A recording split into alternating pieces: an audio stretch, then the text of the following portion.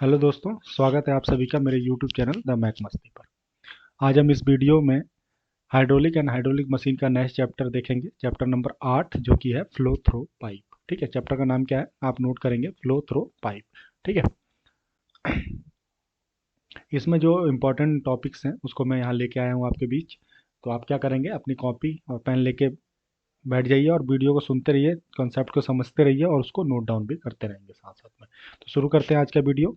पहला टॉपिक है ये हमारा, पहला टॉपिक है हमारा फ्रिक्शन लॉस। ठीक है, फ्रिक्शन लॉस क्या होता है? ठीक है, उस पर एक फॉर्मूला है, किसने दिया था? डार्सी बिसबैक ने दिया था। तो कई बार ये नाम से ही आता है कि इस इक्वेशन को क्या कहते हैं। तो उस इक्वेशन का नाम क्या है? डार्सी बिसबैक इक्वेशन है। ठीक है, तो बिसबैक लिखा हुआ है यहाँ पे, देख लेंगे आप। मैं एक बार ये अगर मैं मिटाना चाहूँ जो मार्क मैंने किया है तो मिट जाएगा। ठीक है, ठीक है, ये चीज़ें मिट गई हैं। ठीक है, तो ये है इक्वेशन। क्या है इक्वेशन? है h f f l b square, एक मिनट, हाँ, एफ एल क्या है? F l b square upon 2 g d. ठीक है, तो ये हमारा क्या है? इक्वेशन है। इस इक्वेशन को क्या करना है आपको? नोट डाउन करना है। किसके नाम से? फ्रिक्शन लॉस या फिर डार्सी विसबैक इक्वेशन के नाम से। ठीक है, अब देखिए, एक फॉर्मूला इसका ये भी बनता है, 4f-b square upon 2 G T. ठीक है, अब देखो डिफरेंस क्या है, इतना वाला पोर्शन सेम है। देखिए ये वाला पोर्शन और यहाँ पे ये वाला पोर्शन सेम है, बस क्या डिफरेंस है, यहाँ पे 4f डैश आ गया, यहाँ पे f आ रखा है। बस ये यही क्या है, यहाँ पे थोड़ा सा कंसेप्ट वाली बात है। ठीक है, यही समझना होता है क्योंकि ऑप्शन में दोनों ही दिया होता है। ठीक है, लेकिन वहाँ पे वो स्पेसिफाई करता है कि वो एफ के लिए पूछ रहा है कि एफ डैश के लिए पूछ रहा है। अब ये एफ क्या है, एफ डैश क्या है, हम बात करते हैं। तो यहाँ पे देखेंगे जो हमारा एल है वो है length of the pipe, no doubt, ये तो सबको पता है। वी क्या है? Mean velocity of the flow, ये सबको पता है। ठीक है, डी यहाँ पे ये है, स्मॉल डी लिखा हुआ है मैंने, ये स्मॉल डी समझेंगे इसको। ठीक है, ये हमारा डायमीटर ऑफ द पाइप, ये भी सबको पता है। अब खेल यहाँ पे होता है शुरू, कि एफ क्या है, एफ डैश क्या है। ठीक है, तो जो ये एफ है वो है फ्रिक्शन फैक्टर।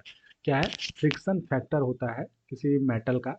अगर हम मेटल की बात करेंगे तो वो वेरी करता है 0.02 से लेके 0.04 तक। और जो एफ डैश है वो फ्रिक्शन कोफिशियंट है, बस यही याद रखना है आपको। ठीक है, अगर वो क्वेश्चन में फ्रिक्शन फैक्टर के रिस्पेक्ट में पूछ रहा है कुछ आंसर, तो आपको आंसर ये वाला इक्वेशन करना है। अगर वो पूछ रहा है कि फ्रिक्शन कोफिशियंट के रिस्पेक्ट में दीजिए, तब आपको ये वाला आंसर करना है। कहाँ? और यहाँ से आपको पता चलता है कि देखिए ये एफ है और यहाँ पे 4f डैश है। यहाँ पता चलता है जो फ्रिक्शन फैक्टर होता है वो फ्रिक्शन कोफिशियंट का 4 गुना होता है। 4 गुना, तो यहाँ मैंने लिखा हुआ है, आप थ्योरेटिकल रूप से भी लिख सकते हैं कि friction factor equal to 4 into friction coefficient. ठीक है, तो यहाँ से आप लिख सकते हैं, कई बार ये रिलेशन ही पूछा गया फ्रिक्शन फैक्टर और फ्रिक्शन कोफिशियंट में। ठीक है, तो कितना होता है फ्रिक्शन फैक्टर, क्या होता है? 4 गुना होता है फ्रिक्शन कोफिशियंट के। तो यही मैंने यहाँ पे लिखा हुआ है। ठीक है, कई बार में ये 2 से 2 काट भी देते हैं, हालांकि ये ज़्यादा ज़्यादा बार नहीं किया जाता है, लेकिन आप कैलकुलेशन करके देख सकते हैं अगर ये जनरल फॉर्मूला आपको याद होगा तो। ठीक है, चलते हैं अब आगे। आप देखिए, for laminar flow relation between Reynold number, ये आर ही मैं ऑलरेडी बता चुका हूँ आपको, रेनॉल्ड नंबर को स्पेसिफाई करता है। और जो ये एफ है, ये एफ क्या है, अब आप दिमाग में सोचिए, पीछे नहीं देखना है आपको। एफ क्या है? एफ ये है फ्रिक्शन फैक्टर। अगर इसी में मैं अगर डैश लगा देता है ऐसे, तो वो हो जाता है फ्रिक्शन कोफिशिएंट। तो अभी डैश नहीं है, अभी डैश नहीं है, तो ये क्या है? Friction factor. तो रेनॉल्ड नंबर और फ्रिक्शन फैक्टर में जो संबंध होता है वो होता है एफ इक्वल टू, मतलब फ्रिक्शन फैक्टर इक्वल टू 64 बटे रेनॉल्ड नंबर। ये इक्वेशन भी बार बार पूछा गया है पेपर में, कि रिलेशन रेनॉल्ड नंबर में और फ्रिक्शन फैक्टर में क्या संबंध होता है। तो ऑप्शन में ये वाला भी दिया रहता है। ठीक है, आपको देखना है कि कौन सा सही करना है। तो ये आपको, अगर वो फ्रिक्शन फैक्टर की बात कर रहा है और रेनॉल्ड नंबर की बात कर रहा है, तो 64 बटे रेनॉल्ड नंबर होगा। ठीक है, और लेमिनार फ्लो के लिए आपको पता है कि लेस देन 2000 होना चाहिए, तब वो फ्लो का क्या होता है? लेमिनार होता है। ठीक है, अब हम बात करेंगे कि फ्रिक्शन कोफिशिएंट और रेनॉल्ड नंबर के बीच में अगर रिलेशन पूछ रहा होगा, तो फ्रिक्शन कोफिशिएंट और रेनॉल्ड नंबर, तो देखिए फ्रिक्शन, ये F equal to 4f dash होता है। तो क्या होगा यहाँ पे, अगर मैं यहाँ पे अगर मैं ऐसे लिख दूँ 4 इंटू फ्रिक्शन फैक्टर, तो ये 4 इसके नीचे चला जाएगा, जब यहाँ 4 जाएगा तो 4 से ये कटेगा, तो ये कितना बचेगा, 16 बचेगा। तो एफ डैश इक्वल टू कितना आ जाएगा भाई, 16/RE। मतलब RE क्या है, रेनॉल्ड नंबर, और रेनॉल्ड नंबर आपको पता ही है क्या होता है, ठीक है। क्या होता है रेनॉल्ड नंबर, आप मैंने पिछले वीडियो में बताया था आपको, inertia force upon viscous force होता है, ठीक है। और अगर फॉर्मूले की बात करेंगे तो रो वी डी अपॉन म्यू होता है, ठीक है, ये फॉर्मूला होता है, ठीक है। तो यहाँ से आप देख रहे हैं डायमीटर ऊपर आ रहा है यहाँ पे, तो कई बार यहाँ पे मैंने लिखा भी है, यहाँ पे अगर यहाँ पे मैं आर की जगह पे फॉर्मूला लिख दूँ, रो वी डी अपॉन म्यू, तो डी क्या है, फ्रिक्शन फैक्टर, क्या व्युत्क्रमानुपाती है। यहाँ से मैंने एक नोट लिखा है कि friction factor is inversely proportional to the diameter of pipe, ठीक है। फ्रिक्शन फैक्टर क्या होता है, इनवर्सली प्रोपोर्शनल होता है डायमीटर ऑफ पाइप, क्योंकि रेनॉल्ड नंबर क्या है, व्युत्क्रमानुपाती है, यहाँ से देख रहे हैं आप, तो ठीक है। तो ये भी एक पॉइंट बनता है क्वेश्चन आने का, इसलिए मैंने यहाँ से लिख दिया है, ठीक है।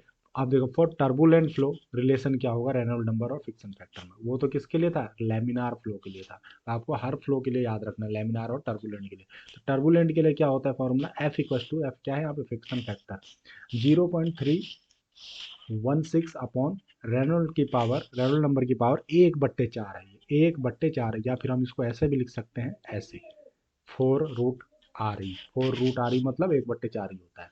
और ये वैल्यू लिखिए, रेनॉल्ड नंबर कब होता है, टर्बुलेंट फ्लो कब होता है, जब रेनॉल्ड नंबर 4000 से ज़्यादा हो जाता है। और ये जो वैल्यू दी हुई है ये किसके लिए दी है, ये कब होता है, जब पाइप फ्लो होगा, और ये कब होगा, जब प्लेट पर फ्लो होगा तब, ठीक है। तो यहाँ से आप ये वैल्यू भी याद रखेंगे, टर्बुलेंट फ्लो के लिए रेनॉल्ड नंबर और फ्रिक्शन फैक्टर में जो संबंध होता है ये होता है, ठीक है। अब हम बात करेंगे, एक स्पेशल केस है कि friction loss in the pipe whose end is closed. ऐसा कोई पाइप है जिसका एंड जो है वो क्लोज है। मान लीजिए एक ये पाइप है, ऐसे एक पाइप है, ठीक है, एक ये ऐसे एक पाइप है, ऐसे पाइप एक तरफ का क्या करते हैं, क्लोज कर देते हैं। क्लोज करने के बाद उसमें एक फ्लो कराते हैं, जब फ्लो उसमें इंटरवल लेवल में फ्लो होगा, तब हमारा फ्रिक्शन हेड जो है, एच है, जो हम पहले अभी यहाँ पढ़ रहे थे, ये वाला फॉर्मूला कैसे चेंज हो जाएगा, ठीक है। मतलब ये फ्रिक्शन लॉस या डार्सी इक्वेशन कैसे चेंज हो जाएगा। ये एच क्या है, एच है हेड लॉस, इसको हम बोलते हैं हेड लॉस। मैंने यहाँ लिखा नहीं है, आप लिख लेंगे, नहीं नहीं, यहाँ लिखा है, देखिए सामने ये लिखा है, h f equals to head loss due to friction. तो हेड लॉस कितना हो जाएगा, तब ये फॉर्मूला हो जाएगा, कुछ नहीं होना है, सेम इसी फॉर्मूले में 1/3 से मल्टीप्लाई कर देना है, 1/3 से मल्टीप्लाई करेंगे तो हमारा आ जाएगा क्या, फ्रिक्शन हेड लॉस क्या आ जाएगा, जिसका पाइप एक एंड से बंद है, ठीक है, तब उसके लिए फ्रिक्शन फैक्टर ये हो जाएगा, ठीक है। अब चलते हैं आगे। अब एक आता है चीजिस फॉर्मूला। चीजिस भी एक ने अपना एक फॉर्मूला दिया था, क्या दिया था, V इक्वल टू C√MI, ठीक है। ये फॉर्मूला दिया था, ये फॉर्मूला आपको याद रखना चाहिए, कई बार एक डायरेक्ट चीजेस फॉर्मूला पूछ लिया जाता है, V इक्वल टू C√MI, जहाँ C क्या है, चीजेस कांस्टेंट है, M क्या है, हाइड्रोलिक मीन डेप्थ। ये फॉर्मूला बहुत बार पूछा गया कि हाइड्रोलिक मीन डेप्थ की किसका रेशियो होता है, हाइड्रोलिक मीन डेप्थ किसका रेशियो होता है, अलग से क्वेश्चन पूछा जाता है, इसलिए मैंने यहाँ मेंशन कर दिया है कि ये होता है area upon wetted perimeter. Wetted perimeter मतलब परिधि, मतलब क्षेत्रफल बटे परिधि। क्या होता है, हाइड्रोलिक मीन डेप्थ जो होता है, हाइड्रोलिक मीन डेप्थ जो होता है वो क्या होता है हमारा, area upon wetted perimeter, area upon wetted perimeter होता है, ठीक है। या फिर अगर हिंदी में लिखेंगे तो क्षेत्रफल बटे परिधि, ठीक है। अब रिलेशन बिटवीन, एक पॉइंट और यहाँ से बनता है कि relation between Chezy's constant and friction factor. Chezy's constant and friction factor में रिलेशन क्या होता है, ये फिक्स एफ क्या है, फ्रिक्शन फैक्टर, और सी क्या है हमारा, चीजिस कांस्टेंट है। तो जो रिलेशन बनता है वो बनता है 8G/C², 8G/C², जहाँ जी क्या है, ग्रेविटेशनल फोर्स या इफेक्ट कह सकते हैं, वो है। तो ये फॉर्मूला आप यहाँ से याद रखेंगे, किसके बीच में रिलेशन है, ये फ्रिक्शन फैक्टर और चीजिस कांस्टेंट के बीच में रिलेशन है, ठीक है। हालांकि ये वाला जो है इसको स्टार मार्क करेंगे, कई बार ये पूछा गया है पेपर में, ठीक है। अब हम चलते हैं डिफरेंट टाइप्स ऑफ लॉसेस। देखिए पाइप में अगर कोई भी फ्लो हो रहा है तो लॉसेस होते हैं उसके अंदर, ठीक है। वो माइनर लॉसेस भी होते हैं और मेजर लॉसेस भी होते हैं। तो अभी हम माइनर लॉस की बात करेंगे, क्योंकि क्वेश्चन यहाँ से बहुत पूछा जाता है। तो माइनर लॉस में पहला लॉस क्या है, पहला टाइप में लॉस कहाँ से होता है, loss due to sudden expansion.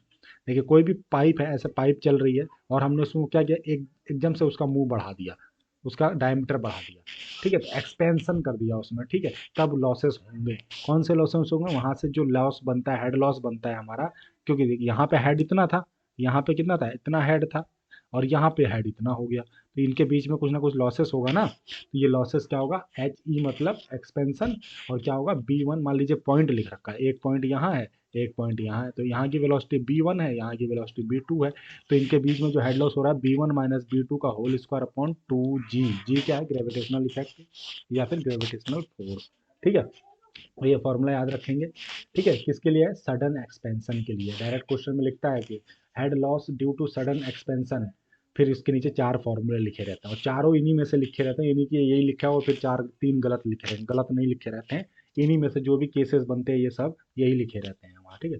तो सडन एक्सपेंशन पे ये वाला फॉर्मूला निकल के आता है, ठीक है। अब यहाँ पे एक फॉर्मूला नोट बनता है, नोट लिखेंगे अपनी कॉपी में आप लोग, कि फॉर सडन एक्सपेंशन हो रहा है ना, तो the condition for the optimum ratio of diameter of the pipe so that the pressure loss is minimum, मतलब डायमीटर का रेशियो क्या रखा जाए जहाँ पे सडन एक्सपेंशन होना है पाइप में, कि जो लॉस हो, प्रेशर का जो लॉस हो, देखिए यहाँ प्रेशर कुछ और होगा, सिंपल सी बात है, यहाँ प्रेशर कुछ और हो जाएगा भाई, डायमीटर बढ़ रहा है तो प्रेशर बढ़ जाएगा, यहाँ प्रेशर कम होगा, ठीक है। तो कंटिन्यूटी इक्वेशन ये तो कहती है A one equal to B one, तो वेलोसिटी अगर कहीं बढ़ रही है तो प्रेशर कम होता है, ठीक है।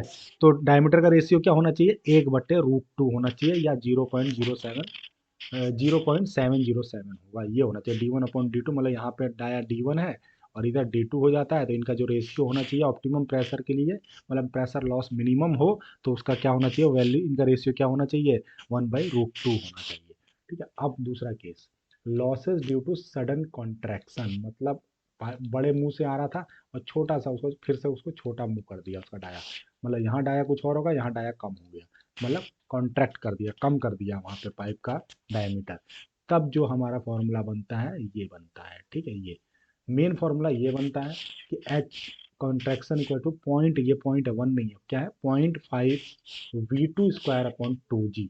अब देखिए डायग्राम में मैंने यहाँ दिखाने की कोशिश की है कि यहाँ पे ऐसे इतना मोटा पाइप से आ रहा था, ठीक है, एकदम से कॉन्ट्रैक्ट करके ऐसे निकाल दिया इसको, ठीक है, तो यहाँ पे डाया कुछ और हो गया, तो ये जो डाया होगा इसको हम बोलेंगे कॉन्ट्रैक्शन, सी लिखा है इसलिए मैंने, और ये इसलिए, और यहाँ जो वेलोसिटी होगी वो कॉन्ट्रैक्शन वेलोसिटी होगी वी सी, ठीक है, और ये बी टू हमारा यहाँ पे डायमीटर, तो इन दोनों के बीच में रिलेशन बनेगा b c minus b two square upon 2G।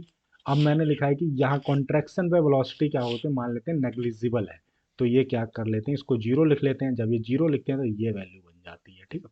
ये जब हम इसको कैलकुलेट करेंगे तो ये आ जाता है फाइनल, तो ऑप्शन में हमेशा ये वाला आता है, ठीक है, इसलिए मैंने ये वाला मेंशन किया है। अगर ये वाला दिख गया b c minus b two, तो ये भी आप लिख सकते हैं contraction velocity minus b two upon 2G, और ये वेलोसिटी का स्क्वायर है, ठीक है। नहीं तो जनरली ये वाला होता है हमारा answer, 0.5 V2 square upon 2G, कब, जब सडन कॉन्ट्रैक्शन हो रहा है, और कॉन्ट्रैक्शन रेशियो क्या हो जाएगा, B2/BC, B2/BC, ठीक है। ये सारी जितने भी coefficient of contraction, coefficient of discharge, coefficient of velocity, मैं प्रीवियस वीडियो में पढ़ा चुका हूँ, ठीक है। अब चलते हैं अगले वीडियो में। तीसरा केस क्या बनता है भाई, अभी तो क्या हुआ, पाइप बढ़ा और घटा, पाइप बढ़ा और घटा, मतलब एक्सपेंशन हुआ और कॉन्ट्रैक्शन हुआ। अब दो चीजें और होती हैं पाइप में, एक तो एंट्रेंस पॉइंट होता है, ये एंट्रेंस पॉइंट हो गया, और ये एग्जिट पॉइंट हो गया। एंट्रेंस पे कितना लॉसेस होता है, तो एंट्रेंस पर जो लॉस होता है वो V2/2, ये क्या है, एग्जिट पे है, सॉरी, हाँ, तो एग्जिट पे हम क्या लॉस होगा हमारा, B2/2G, और जो एंट्रेंस पे जो लॉस होगा वो होगा 0.5 V2/2G, ठीक है। तो ये दो फॉर्मूले भी आप यहाँ से याद रखेंगे, एंट्रेंस पे इतना और आउटलेट पे इतना, और ये V क्या है यहाँ पे, V है यहाँ पे, क्योंकि एक पॉइंट की हम वेलोसिटी की बात कर रहे हैं, इस या तो इस पे या तो इस पे, तो ये क्या है, मीन वेलोसिटी है, क्या है, मीन वेलोसिटी, ठीक है। अब देखिए ये जो फॉर्मूला है एंट्रेंस वाला वो सेम है कॉन्ट्रैक्शन वाले पे, कॉन्ट्रैक्शन वाले पे भी यही है, तो आप ऐसे भी याद कर सकते हैं दोनों के लिए, ठीक है। तो अब चलते हैं, एक कुछ और केसेस बनते हैं यहाँ पे, loss due to gradual expansion, मतलब अच्छा ग्रेजुअली एक्सपेंशन हो रहा है पाइप, ठीक है, तो उसके लिए जो फॉर्मूला बनता है, एक्सपेंशन के लिए फॉर्मूला क्या था हमारे पास, ये वाला फॉर्मूला था, इसमें हम क्या करेंगे, ग्रेजुअल कोफिशिएंट से मल्टीप्लाई कर देंगे के एल से, तो के एल से हमने यहाँ मल्टीप्लाई कर दिया, अब ये आ गया। अब के एल क्या है, depend on the angle of expansion, कितने एंगल पे पाइप एक्सपेंड कर रहा है वो डिपेंड करेगा, अलग अलग एंगल का अलग अलग वैल्यू होगा, तो एक्सपेंशन वाले पे हमने क्या कर दिया, के एल के लिए मल्टीप्लाई कर दिया, ठीक है। अब एक चीज़ और है, लॉस ड्यू टू बैंड, कहीं भी पाइप एकदम से बैंड हो जाए तो उसके लिए जो लॉस होगा वो होगा हमारा B2/2G, और मल्टीप्लाई करेंगे के से, के क्या है यहाँ पे, ये बैंड फैक्टर है, अगर 90 डिग्री बेंड हो रहा है तो 1.2 लेंगे, और 45 डिग्री बेंड हो रहा है तो 0.04 लेंगे इसके लिए। ठीक है, तो ये हमारा टोटल क्या था, माइनर लॉसेस। अब हम चलते हैं अगले पे। अगला क्या है हमारा, हाइड्रोलिक ग्रेडियंट लाइन, जिसको हम एच जी एल बोलेंगे शॉर्ट में, एंड टोटल एनर्जी लाइन। यहाँ से जो भी क्वेश्चन बनते हैं मैंने यहाँ लिख दिए हैं पॉइंट में, वो आपको याद होने चाहिए हमेशा। देखिए ये एक पाइप फ्लो है, ये सरफेस पे एक पाइप फ्लो हो रहा है। ठीक है, ये दोनों लाइनें दिखाई गई, एच जी एल और T E L. H G L मतलब हाइड्रोलिक ग्रेड लाइन, और टी ई एल मतलब total energy line, total energy line. ठीक है, अब यहाँ से देखेंगे दोनों लाइनें एक दूसरे के पैरेलल है, दोनों लाइनें क्या है, एक दूसरे के समांतर है, और एच जी एल क्या है, टी ई एल से नीचे है, मतलब बिलो है। तो ये पॉइंट ही कई बार पूछा गया है, तो मैंने यहाँ लिखा हुआ है, H G L is always parallel to T E L. H G L जो होता है वो टी ई एल के टोटल एनर्जी लाइन के हमेशा समांतर होता है। ठीक है, और दूसरा पॉइंट क्या बनता है, H G L is always lower than T L, मतलब H G L hydraulic grade line जो है वो टोटल एनर्जी लाइन से हमेशा कम होता है, नीचे होता है। ठीक है, लोअर होता है। ठीक है, अब एच जी एल होता है क्या, कैसे बनती है लाइन, ये भी पढ़ना है। ठीक है, तो एच जी एल क्या होता है, it joint piezometric head. Piezometric head मैंने बर्नौली इक्वेशन में पढ़ा दिया था, क्या होता है, P upon W plus Z, मतलब pressure head plus gravitational head, या ग्रेविटेशनल हेड को हम क्या बोलते हैं, डेटम हेड। ठीक है, और ये डब्ल्यू को हम क्या लिख सकते हैं, रो जी भी लिख सकते हैं, स्पेसिफिक वेट है ये। ठीक है, एट वेरियस पॉइंट, मतलब पीजोमेट्रिक हेड को अलग अलग पॉइंट पर जब हम जोड़ के बनाते हैं, मतलब यहाँ पे एक पीजोमेट्रिक हेड है, यहाँ पे, यहाँ पे, जब ये लाइन को हम जोड़ते हैं तो ये लाइन क्या कहलाती है, हमारी एच जी एल कहलाती है, हाइड्रोलिक ग्रेड लाइन कहलाती है। ठीक है, टोटल एनर्जी लाइन क्या है, it is joint total energy head at various point, मतलब टोटल एनर्जी हेड जहाँ जहाँ होता है, जहाँ जहाँ उस पॉइंट पे बनता चला जाता है, उस पॉइंट को हम क्या करते हैं, जोड़ देते हैं, हमारा ये टोटल एनर्जी लाइन बन जाती है। टोटल एनर्जी लाइन हेड को अलग अलग पॉइंट पर जोड़ने पर क्या बनता है, हमारा ये वाली लाइन बन जाती है। ठीक है, तो जितने भी पॉइंट यहाँ से बनते थे मैंने यहाँ लिख दिए हैं, जो कि क्वेश्चन में आते हैं। ठीक है, मोस्ट इंपॉर्टेंट यही दोनों पॉइंट ऑप्शन में रहते हैं। ठीक है, अब आता है power transmission through pipe. Power, अगर पावर कितना ट्रांसमिट होता है पाइप के थ्रू, अगर उसमें कोई फ्लो बह रहा है तो देखते हैं। ठीक है, यहाँ से एफिशिएंसी की भी हम बात कर लेंगे। ठीक है, तो power at inlet of the pipe, inlet पे कितना होता है power, p i equal to होता है रो जी क्यू एच। ये जनरल इक्वेशन है पावर की, हर जगह यूज होगा। ठीक है, तो इसको याद रखेंगे, रो जी क्यू एच। रो क्या है, density of water, G gravitational, Q है डिस्चार्ज, एच क्या है, हेड लॉस। ठीक है, और power at the outlet of the pipe, outlet of the pipe में पावर कितना है, rho G Q H minus H F. H F क्या है, फिर ये हमारा हेड लॉस है। ठीक है, हेड लॉस, हेड लॉस, ये हेड क्या है, ये टोटल हेड है, ये क्या है, टोटल हेड। एच क्या है, हमारा टोटल हेड, और ये क्या है, हेड लॉस। ठीक है, यहाँ पे लिखा भी है head loss due to friction, friction के कारण कितना हेड लॉस हो रहा है, वो एच एफ है। ठीक है, और ये एच कैपिटल एच क्या है, हमारा टोटल हेड है। तो यहाँ से मैंने क्या लिखा, पावर एट इनलेट निकाल लिया, पावर एट आउटलेट निकाल दिया, और एफिशिएंसी क्या होता है, आउटपुट अपॉन इनपुट। तो पावर आउटपुट अपन पावर इनपुट करेंगे, तो देखिए पावर आउटपुट ये है हमारा, पावर इनपुट ये है, तो दोनों को जब हम रखेंगे तो क्या होगा, क्यू से ये कट जाएगा। ठीक है, तो अब क्या बचेगा, H minus H F upon H. जब इसको हम करेंगे एच से एच कटेगा, तो यहाँ पे वन बच गया, और ये हो जाएगा एच एफ अपॉन एच, तो यहाँ लिख दिया मैंने। ठीक है, और इसको हम मल्टीप्लाई करके भी ऐसे भी लिख सकते हैं, जो मैंने ऑलरेडी यहाँ लिखा हुआ है। ठीक है, यहाँ से हमें एक चीज़ पता चलता है कि एक नोट है जो कि बार बार क्वेश्चन में पूछा जाता है, कि पावर, एक तो ये भी पूछा जाता है, इसको भी स्टार करेंगे, जो एफिशिएंसी क्या होती है, H minus H F upon H F, H. ठीक है, ये भी कई बार पूछा गया है एफिशिएंसी। ठीक है, पाइप के लिए एफिशिएंसी। ठीक है, और क्या होता है, एक कंडीशन है कि power delivered by the given pipeline is maximum, कब मैक्सिमम होगा, उसके लिए कंडीशन क्या होनी चाहिए, when the flow in is such that one third of static head, मतलब जो फ्लो होना चाहिए वो स्टैटिक हेड का 1/3 होना चाहिए। ठीक है, तो क्या होना चाहिए, ये देखिए एच एफ क्या होना चाहिए, जो जो हमारा head loss due to friction है वो कितना होना चाहिए, एच बाई, मतलब स्टैटिक हेड का थर्ड पार्ट होना चाहिए, स्टैटिक हेड का कितना होना चाहिए, थर्ड पार्ट होना चाहिए, मतलब h f equal to h by three होना चाहिए।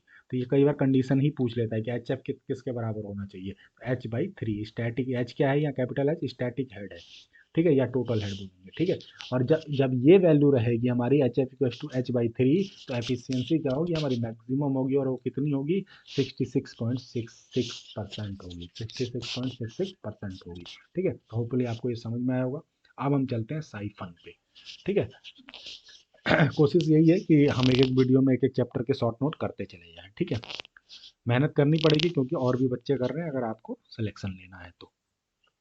अब आता है हमारा siphon action of the pipe. Siphon क्या कहलाता है, ठीक है। साइफन क्या होता है, जब पाइप क्या होता है कहीं एक हाईएस्ट पोजीशन पे चला जाता है, ऐसे पाइप चला जाता है, मतलब ऐसे, ये कंडीशन हो जाती है पाइप की, ठीक है। तो देखिए, अब pipe which raise above the hydraulic grade line, मतलब ये हाइड्रोलिक ग्रेड लाइन बनाया मैंने। अच्छा, उस डायग्राम में ही मैं आपको बताता हूँ। देखिए, ये हाइड्रोलिक ग्रेड लाइन कहाँ है, अभी दिखाता हूँ मैं आपको। ये है, चलो। अगर कहीं ऐसा पाइप है और यहाँ से कोई पाइप हमारा ऐसे करके ऊपर चला गया, इस किसके, हाइड्रोलिक ग्रेड लाइन के चला गया, और उसका जो प्रेशर होगा वो निगेटिव में चला जाए, तो उस कंडीशन को हम क्या बोलते हैं, साइफन एक्शन बोलते हैं, साइफन। ठीक है, तो कई बार यही पूछता है कि साइफन एक्शन के लिए क्या वैलिड है, इन चारों में से बताइए। तो क्या होना चाहिए, जो प्रेशर होता है वो क्या, ये या आप सीधे बोल सकते हैं कि ऐसी पाइप जो हाइड्रोलिक ग्रेड लाइन से ऊपर चले जाए और प्रेशर उसका निगेटिव हो जाए, तो उसको हम साइफन कंडीशन बोलते हैं। तो यहाँ से आप लिख सकते हैं, a pipe which raise above its hydraulic grade line has negative pressure is called siphon, is called siphon. अब एक फिनोमिना होता है पाइप फ्लो में, वाटर वाटर हैमरिंग। एक फिनोमिना क्या होता है, वाटर हैमरिंग। वाटर हैमरिंग मतलब, हैमर मतलब ठोकर लगाना, टक्कर लगाना। तो उसमें कई बार क्वेश्चन में पूछा गया, कंडीशन पूछता है कि कब वाटर हैमरिंग होता है।